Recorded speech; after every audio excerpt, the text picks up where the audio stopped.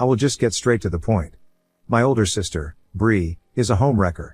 She has become someone I can barely recognize, someone I never imagined I'd feel this much resentment toward. Growing up, we had a typical sibling relationship with its ups and downs, but nothing could have prepared me for the betrayal I've felt in recent times. To be blunt, she has done the absolute worst thing any sister could ever do to her own family. This all started when Bree's own marriage crumbled last year. She had been married to her ex-husband, Milo, for a while, but their relationship hit rock bottom when she discovered he had been cheating on her, and not just with one woman, he had been sleeping with multiple young women from his office. Bree, being the intuitive person she is, had grown suspicious of his behavior for some time. One day, following her gut instincts, she followed him from the office after he said he had to work late.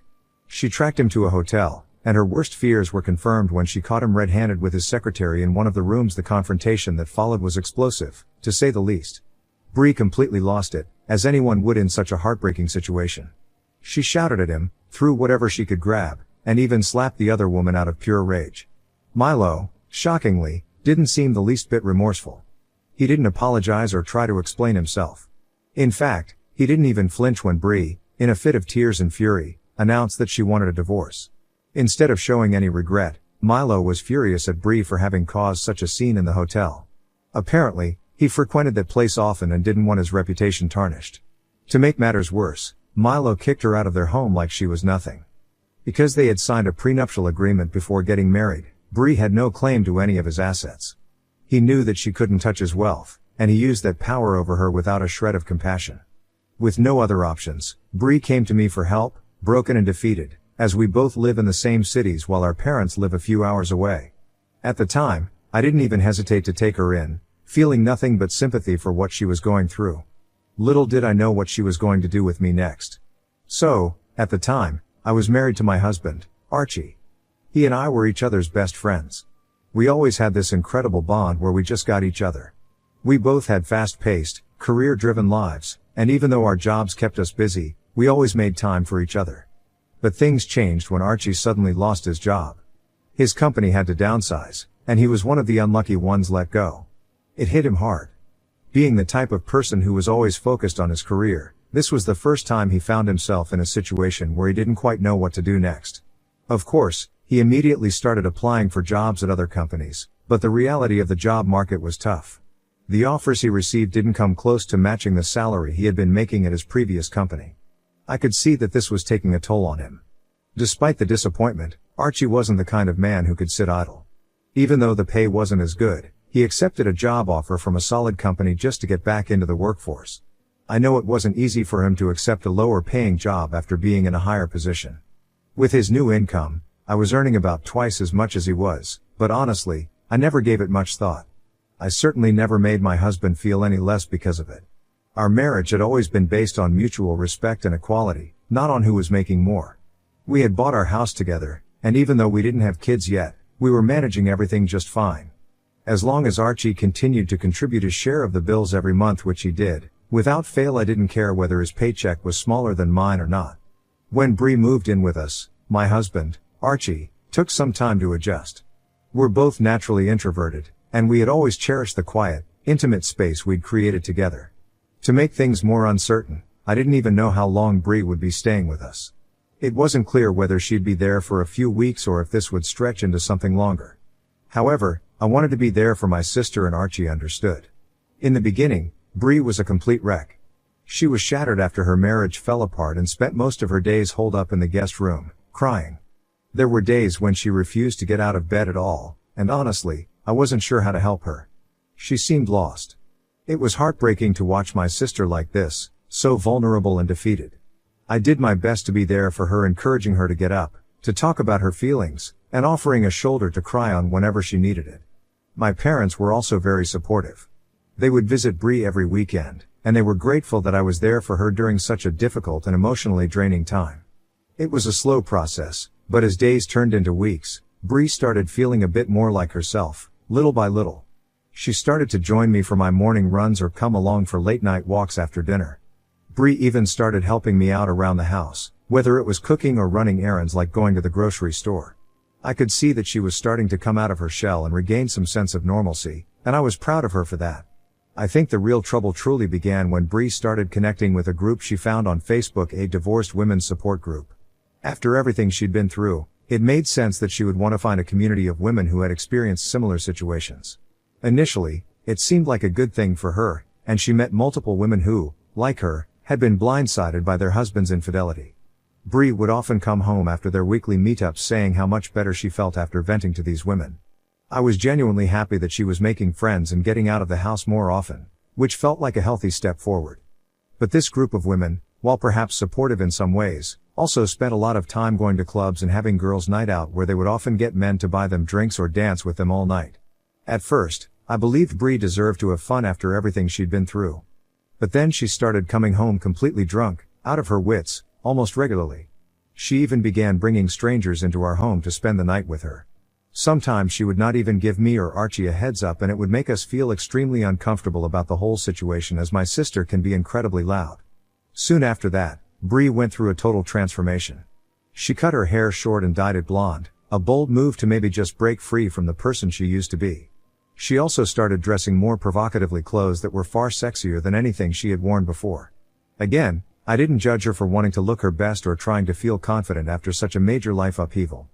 But what irked me was the way she started dressing inside our home, especially around my husband, Archie. She began walking around in what can only be described as lingerie-like dresses, even while doing everyday things like cooking in the kitchen or doing her laundry. It felt wildly inappropriate, especially considering this was our shared space, and Archie was right there. I remember one time laughing awkwardly and asking her what on earth she was wearing when I could see her innerwear, and she responded confidently that she just felt empowered in her new look. Her behavior outside the house was also becoming more extreme. She'd go out in shorts or skirts that were so short they could have blown up with the slightest breeze, and her tops often left little to the imagination. Her cleavage was constantly on display. I didn't want to be controlling or unsupportive, but it was also important to me that Bree respected the fact that this was our home too. After everything had been building up for some time, I finally decided to sit Bree down for a talk. I wanted to be honest with her, but also kind, because my intention wasn't to criticize or shame her. However, Bree completely misinterpreted my intentions. She became furious with me, accusing me of trying to school her on how she should or shouldn't dress. She acted like I was attacking her, and things escalated quickly from there. She went so far as to claim that I was shaming her for her choices and her lifestyle, and to make things worse, she dragged Archie into the conversation. Bree turned to him and directly asked if he agreed with me that her outfits were provocative. Archie didn't say much. He's not the type to get into confrontations, but he did nod, clearly looking embarrassed. Bree's face turned red with anger and maybe a bit of surprise. It was obvious she didn't expect him to side with me. She just laughed, looking at us awkwardly, and told me that I was lucky to have a husband who supported me. I just shook my head and smiled at her. Even though we had this conversation, Bree never toned down her outfits. It was like the talk had been in vain, and she continued wearing the same provocative clothes around Archie and me. However, what made things even more unsettling was how her behavior around my husband started to shift. I began noticing how Bree started to actively engage with Archie. She began sitting down with him for breakfast, insisting on chatting with him more often. Archie, being the introvert that he is, usually stayed to himself and didn't go out of his way to talk to her.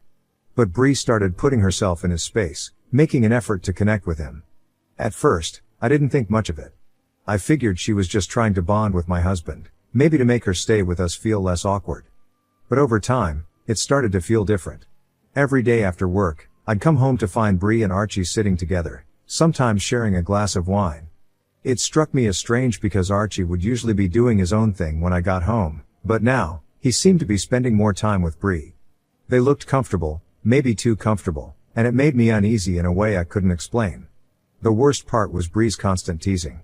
She would joke about how my husband missed me for not being home soon and that I needed to cut down on my work hours and spend more time with him like a good wife should. It irritated me to no end to hear her say that because I was working incredibly hard at the time. I was leading an important project at work, and being the project manager, I had no choice but to stay late at the office most nights. This was a crucial time in my career, and I thought Archie understood that. I believed he supported me fully in my efforts, but Bree's comments made me feel self-conscious, like I was somehow failing as a wife by not being at home more. I brushed it off at first, thinking Bree was just being Bree, outspoken and a little too forward with her jokes. But the more I thought about it, the more those words gnawed at me. I began to notice Archie spending more and more time with Bree, to the point where it felt like she was slowly slipping into a role in our marriage that made me uncomfortable. The things Archie and I used to do together as a couple, small, everyday activities like grocery shopping, going out for dinner, or just spending time together, Bree was now tagging along for, almost like a third wheel. At first, I tried not to think about it. But soon, whenever I had to cancel plans because of work, Archie and Bree would just go ahead and do things together without me. If I was stuck late at the office, they'd head to dinner on their own or run errands like grocery shopping together. I hate to admit it, but I started feeling replaced by my own sister. Bree seemed to like the attention Archie was giving her. She had been so lost and broken when she first moved in with us, and now, it was like she was soaking up all this affection and companionship, not from me, but from my husband. The two of them were forming their own bond, and it was happening right in front of me. I tried to brush away the unsettling feelings creeping in, telling myself I was just being paranoid, but deep down, I couldn't shake the growing sense that something was definitely off. Then, one evening, I came home from another long day at work and was completely taken aback to see a little puppy running around our living room. I stood frozen for a moment, absolutely shocked, because I am highly allergic to dogs, and both Archie and Bree know that very well. Before I could even process what was happening, Bree came rushing out from the kitchen, scooped up the puppy, and started kissing it. I asked her what the hell a dog was doing in our house. Bree told me that she and Archie had decided to buy a puppy together. I was dumbfounded. What did she mean by she and Archie? This wasn't her house. This wasn't her decision to make, especially not without even consulting me. I immediately stormed into the kitchen, where Archie was cooking dinner, and demanded an explanation. I was furious. How could he go behind my back like this? Archie calmly explained that he had always wanted a dog, and since Bree was now single and living with us, she wanted a pet too. So, the two of them had decided, on their own, to get a dog.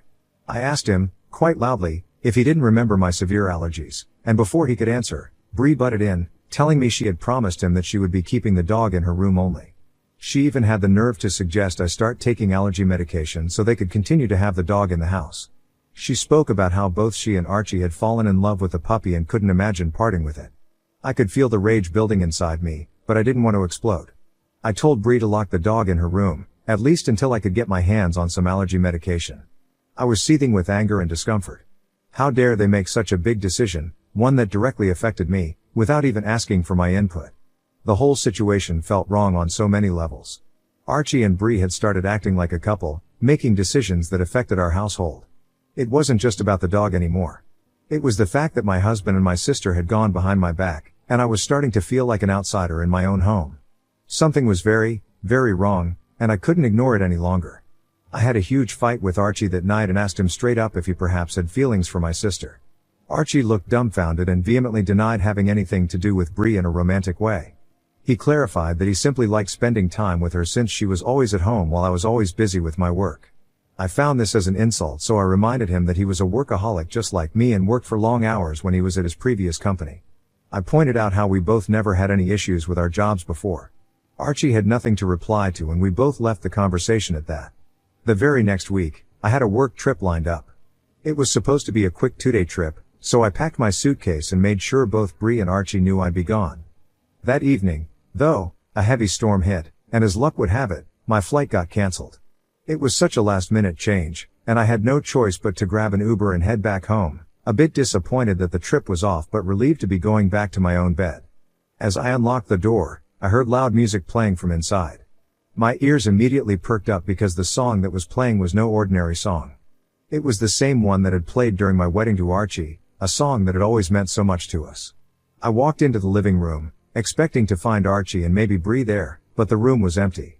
The house felt eerily quiet, save for the music filling the space. I wandered into the kitchen and dining area and spotted 2 plates laid out on the table, the food half eaten, 2 empty wine glasses sitting beside them. My confusion turned into a knot in my stomach as I realized something was terribly wrong. Where were Bree and Archie? Then I heard a faint sound from upstairs. I walked up the staircase quietly. When I reached the top of the stairs, I stood outside our bedroom door, hesitating for a split second before turning the handle. The door swung open to reveal Bree, fully naked, on top of Archie, in my bed. For a split second, time stood still as I watched both of them do the unspeakable. Then, Archie suddenly spotted me and went wide-eyed. He immediately shoved Bree off him and started to wear his pants as he apologized, his words frantic and desperate. But Bree, she didn't say a word. Her face went pale, but what struck me the most was the complete lack of remorse in her eyes. She didn't even flinch. Something inside me snapped looking at her. I walked right up to her and without thinking, I slapped her across the face, hard. The sound echoed through the room, but it wasn't enough. I grabbed her by the hair, the rage fueling my strength as I dragged her out of the bedroom, and down the stairs, while she stumbled, trying to grab at her clothes that were falling off in the process. She tried scratching at my hands, begging me to let her go, but my grip was too strong, and I wasn't letting go. She was struggling, but I didn't care. She kept looking back at Archie, screaming for him to help her, but he didn't say a single word. I didn't stop until I had dragged her outside of the house into the pouring rain. Half naked, soaked, and humiliated, she stood there, when I looked her dead in the eyes, and told her, "You are a homewrecker just like your cheating ex. And homewreckers, like you, belong to the streets, not in my home." I shoved her to the ground angrily as she started to cry, finally realizing the depth of her actions. She begged me to let her grab a few things, but I was done. I threw her phone out into the rain and told her she could call someone for help if she wanted because she wasn't stepping a foot back into my house again. All I felt was anger towards Bree. The sister I had once known was gone. She had destroyed everything, and as far as I was concerned, I never wanted to see her again. Eventually, Bree called our parents for help, and despite knowing the full extent of what she had done betraying me by sleeping with my husband, they still came over to rescue her. They helped pack up her things from my place and took her back to their home. They chose to stand by her, offering her shelter and emotional support, as though her actions were somehow forgivable. It made my blood boil. My parents even called me the next day, complaining about how Bree had fallen sick because I had made her stand outside in the pouring rain for too long that night. They had the audacity to shift the narrative, almost making it seem like I was the one in the wrong for throwing her out, as if I hadn't caught her in the most despicable act of betrayal. I didn't hold back. I told them, in no uncertain terms, that I couldn't care less if Bree got sick. I honestly hoped she would, because what she had done to me was unforgivable. She destroyed my marriage, tore apart my trust, and left me with scars that I would carry for the rest of my life. My parents, to my utter disbelief, tried to reason with me. They acknowledged that what Bree did was indeed wrong, but they kept defending her, saying it was very out of character and that she must have been going through a lot mentally after her own divorce to have committed such an act. They reasoned that I should hear her out, but I immediately shut it down. No amount of explanation could excuse the fact that she had slept with Archie in my house after I had rescued her back to health after her own divorce. I was beyond furious with my parents for even trying to bend over backward to excuse her behavior, as if the circumstances somehow justified her complete lack of morals. I told them that if they continued to support her, then I wanted nothing to do with them anymore. Meanwhile, I wasted no time in filing for divorce from Archie. He cried, he apologized, and he groveled for a second chance, but none of it mattered to me anymore. Whatever feelings I had for him were buried beneath layers of hurt and anger. I could never forgive him for what he had done. 7 months have passed since then, and I have no regrets. I have successfully divorced Archie, and because of his infidelity, I was able to get a significant amount of alimony from him. He never fought me on any of it. In fact, he quietly gave me whatever I wanted. I think he was too consumed by guilt to even argue. We sold the house, split the proceeds, and have gone our separate ways. Now, I live in a cozy apartment on my own, and it feels like a fresh start. If you had asked me just a year ago if I would ever divorce Archie, I would have laughed and said no. I thought we had a solid marriage, one built on mutual respect and trust. But that was clearly an illusion because that loser decided to sleep with my own sister. As painful as it was to go through, I'm glad I caught them when I did. I am happy that I didn't waste any more time in that pathetic marriage, and have rebuilt and moved forward in my life. Yesterday, I received an unexpected phone call from my parents, the first time they've reached out to me in months. They haven't really apologized or made any real effort to acknowledge what had happened with Bree and Archie, so hearing from them out of the blue already felt suspicious. My parents informed me how Bree has been so heavily depressed since the incident that she has resorted to stealing as a way to cope with herself. I was taken aback and asked them what they meant by that. My parents went on to explain that Bree had been secretly taking their debit and credit cards and withdrawing large amounts of cash from ATMs over the past few months. My parents aren't very tech savvy, so they never paid attention to the notifications on their phones for withdrawals or bank charges. Either they missed them completely or didn't think to check. It wasn't until my dad was planning a trip with my mom recently that he realized that a significant portion of their savings had vanished. When he checked their accounts and saw the pattern of withdrawals, he and mom confronted Bree. To my parents' shock, she admitted everything. She told them how she hated herself after what she had done to me and couldn't live with herself anymore. Apparently she'd been using the money to drink, buy weed, and who knows what else just to cope. I bluntly told my parents that frankly, I didn't care about any of it since it didn't matter how much my sister regretted it. This was something that she could never come back from. I told my parents that they were the ones who had chosen to take her in after everything, so they needed to deal with the consequences. But my parents started to insist that this thing with Bree involved all four of us, since my sister seemed to be suffering after the way I had been treating her for her mistake. They argued that I should talk to my sister and forgive her for everything, since she is my family at the end of the day. They reasoned that since I no longer had a husband, I could perhaps help out Bree by letting her move in with me and we could start all over again as a family. They even suggested that we could all do family counseling together. I scoffed at their suggestions and told them, in no uncertain terms, that they were delusional to even ask me to do something like this. I reminded them, rather sharply, that the reason I didn't have a husband anymore was because of their daughter, the one they were still defending even after she had been stealing from them. Bree had destroyed my marriage, and they expected me to welcome her back into my life because she felt regretful? Never. I told them to stop including me in their family from now on, because, as far as I was concerned, I did not want to be a part of it. My parents feel I am being unreasonable for not giving my sister a second chance, Ida, for not letting Bree back into my life after that homewrecker destroyed my life. Update 1. To be clear, I agree with some of the comments that my sister is clearly using what she did to me as an excuse to try and justify her stealing habits, hoping to gain sympathy from our parents. Hence, I've made the decision to permanently block my parents so they can no longer contact me. I'm exhausted by their constant excuses for Bree's behavior. My sister has never really apologized to me for what she put me through, but I've also reached a point where I no longer need an apology from anyone. I simply cut ties and move forward. Also, I would like to mention that I am much happier now and have gone out on a few dates here and there, so it's not like I am sitting at home and wallowing about my ex-husband and my sister. They made their choices, and I'm just relieved to be out of their lives. Honestly, neither of them deserves someone like me. Update 2. Bree called me from an unknown number last night. It turns out she stole our parents' credit card again to withdraw cash behind their backs. My dad was furious and demanded that she pack her bags and leave his house immediately. She called me from a friend's place, begging for my address so she could stay with me temporarily for a few days. I laughed at her and reminded her that if she ever showed up at my door, I'd make sure she regretted it. I told her I was glad she was homeless and that her ex had cheated on her because she had always been such a loser. I know those words must have stung, but I'm just so pissed at her. I am confident she won't have the nerve to reach out to me ever again. Update 3. It seems 8 months have passed since my last update. A lot has happened since then, so I wanted to keep you updated. First, my parents sent me an email apologizing for their blind support of Bree.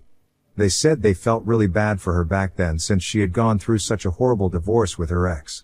They admitted that they should have never supported her for what she did to me.